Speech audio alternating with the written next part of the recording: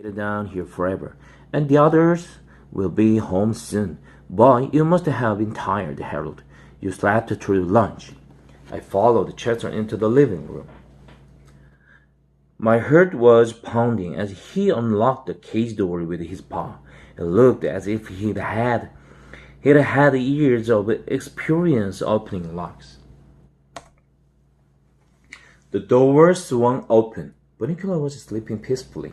He did, however, look a little green around the gills, probably from the garlic. I was just wondering how a rabbit could have gills when Chester said, "Okay, Harold, do your stuff while I get what I need from the kitchen." "Well, what do you want me to do?" "I can't read your mind. Get him out of the cage and onto the floor, and I'll be right back," Chester said. What? I verbalized. "How am I supposed to do that?" "Use your head," he answered, and he was gone. Looking at the cage, I realized that was precisely what I would have to do. Until this moment, I had never had to face the possibility of actual physical contact with a real, live rabbit. I looked upon my chore reluctantly. I seemed to recall my grandfather telling me that one picked a rabbit up by its neck with one's teeth. This I attempted, though the very idea sent my stomach churning. I squeezed my head through the tiny door and gently placed my teeth around the skin of the bunny's neck, to avoid any suggestion of violence. I've never been one for the sports of hunting. I preferred to think of myself as the creature's mother, carrying it off to safety. Unfortunately, I couldn't carry it anywhere, for once my head was in the cage, it wouldn't come out again. I could go neither forward nor backward. At that moment, Chester appeared at the door, carrying in his mouth what I looked every bit like a nice, big, juicy raw steak. My eyes popped, my teeth dropped the binocular, my mouth opened, and I began to drool. After all, I had missed the lunch. "Chester, what are you doing with that steak?" "Haven't you gotten him out of that yet?" "I can't get either of us out of here. My head is stuck." "Oh, Harold, sometimes I despair. Here, I will get you both out. I should have done everything myself." He came over, dropped the steak just a few feet away from me, and he climbed up on my shoulders. "You pull your head out while I push against the cage." "Who gets the steak?" I asked. "Don't worry about the steak, Harold. Just pull." I would have more motivation if I knew who is to get the steak. Chester ignored me. I pulled. He pushed. I felt something go pop. We all fell in a jumble. Chester, the cage, Binocular, and me. When I looked around, Binocular was lying next to me, still sound asleep. "There you are," I said. "We got him out. Now let's eat." "No dice," Chester said. "Just read this to me so I'll be sure I'm doing it right."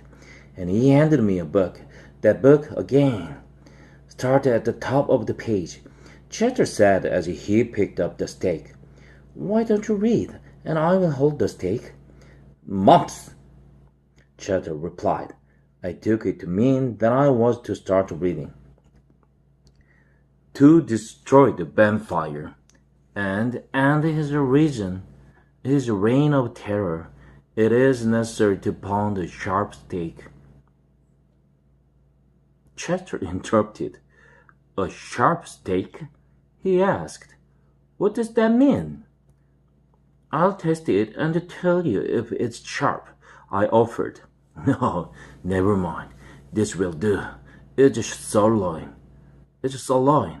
Keep reading."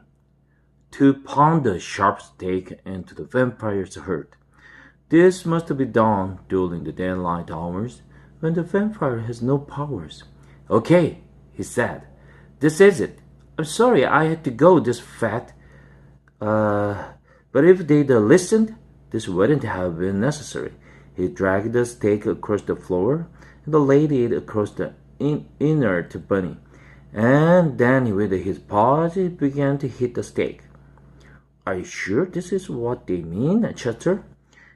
Am I anywhere near his hurt? He asked.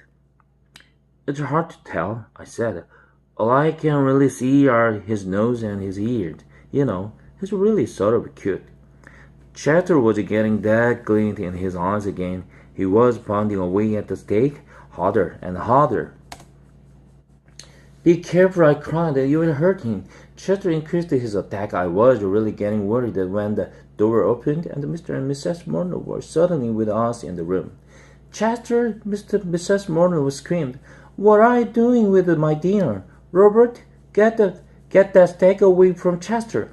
And what's the matter with Bunnicula? Why is he on the floor? Mr. Morno took the beautiful steak away.